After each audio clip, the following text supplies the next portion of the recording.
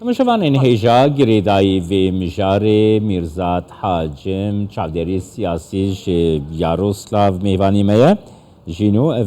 مجاره که کوت دخست ام بگرن دست بله باوایی که برفره فرمو بله زۆر سپاس بەڕێز میرزات حاجم ئەم کاتتان باش سپاس بۆی کە لەگەڵ ئێمە ئامادەن ئەو هەواڵەی کە لە بەردەستی ئێمەدایە رووسیا سەرۆکایەتی ئەنجومەنی ئاسایشی نێودەوڵەتی وەردەگرێت ئۆکرانیا دەڵێ ئەمە زلەیەکە بە نێوچاوانی کۆمەڵگەی نێودەوڵەتیەوە کە رووسیا ئەم پۆستە وەربگرێت بزانین خوێندنەوەی ئێوە چییە وەک چاودێرێکی سیاسی قالك تيناقشتم جبر زماني السوراني البامن جا سيدة جمالم لەگەڵایە دەتوانێت بیکا بە زمانی خۆتان سەیدا کەکێ میرزات یانێ پرسا ژینۆ گرێدای وەیەک و رووسیا دەبێت سەرۆکەی ئەنجومەنە ئاسایشە ناودەوڵەتیشی ئیرۆ بە حتا مەهەکێ یعنی ئەڤ یەک ژالی ئوکراینە بە وەکی شەقامەکێ جواکە ناودەوڵەتی تێنرخاندن چ چاوا دەنرخینە شاف باش وتم شوان الهجرة بريجان روسيا يعني أنظامك أنظام بمجلسي وجهتي شر عالمي ديان ده شر نونتوي ديان ده أمزان روسيا جي خو في دريدا وفاتشتكي عرفة كي معروفة أفغانزا دولتانا بالدورة بالتسلسل كي يعني التسلسل حرف ويب جدي دقرن دورة يعني حتى تعرف ناتج وراندنا كويرو روسيا تشتكي روسيا بدا سكنان جدا يعني امزان امريكا وقت هات غزو عراقي هات اوجب باذن انجمان نملتوي يعني هيروكو روسيا جي تهجر الرولا ويد اوكرانيا ده هنا كان القلب روسيا هنا كان امثالنا حمود دنيا روسيا فوبيا تشيبي لهمبر روسيا شرك مثلا شيء اشتانا حاجزك روسيا بسكين روسيا سروكاتيا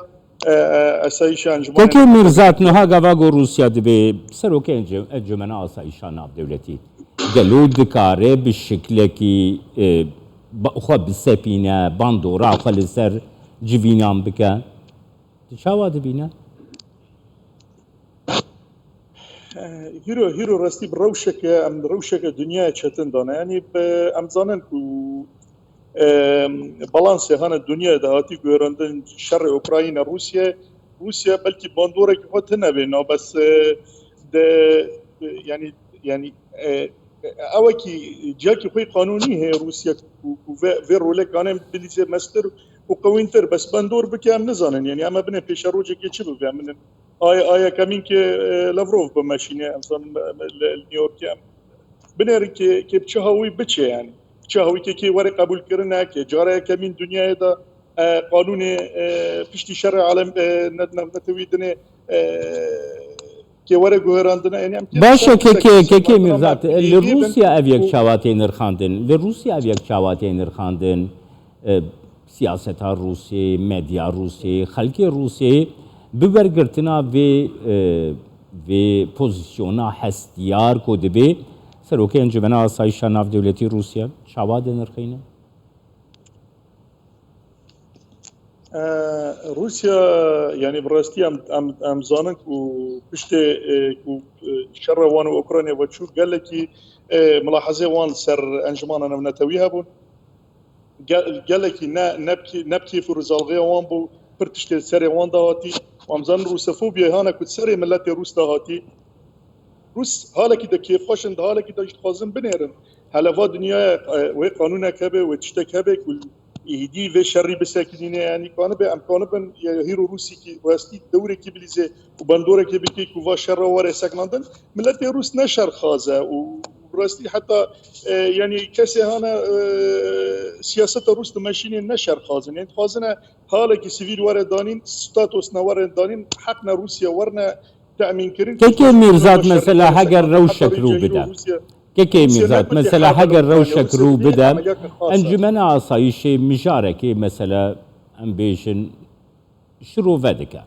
گريداي روسيا رخنا لروسيا دكا او نرخاندن بروجيا كوتي پیشکش کرن رخنا لروسيا دكا قالوا روسيا برول اخويا سروكاتي دكاري ببريگير یانجی ئاستێنگی یانجی بریارێ نووسارە دەرخە كاكي جمال براستيجي از بري خرب يعني هيرو تشتنيات الدنيا ده هيرو نت سياسة مدار نكار بيجن وكشاوي بالانس هاتي غيراندنا بالانس الدنيا اما نالي في بن امل بندي بن يعني روسي في دارن ورولك ورا ليستن كوا شر ورا سكنندج كنا ويجي حتى هيرو روسيا اعلان نكري شر حرب روسيا بعمليات خاصة روسيا لهيفيك ودستنا ورنا دريش كرن مديد مبادرة هبون جي سينيا دا جي بيلاروسيا دا روس تخازل سبب تشتي بساكنة يعني عم بنرن عم يفيدارن جي تشتكي آراميرا وسيفيليرا بس إما كو تشتل هم بر روسيا ورا كرن روسيا عضوة كي دائمة عندما كي دائمة أنجمان نفنتوي دا كان بر تشتي بساكنة وهم بر تشتي بساكنة يعني عم زانن تشتي كل ديجي دولة طوام قد نيلين نكوبة بيه سپاسیاتت کەم کە کەی میرزات حاجم چاودێری سیاسی ژیاڕۆسلاو میوانێمە سپاس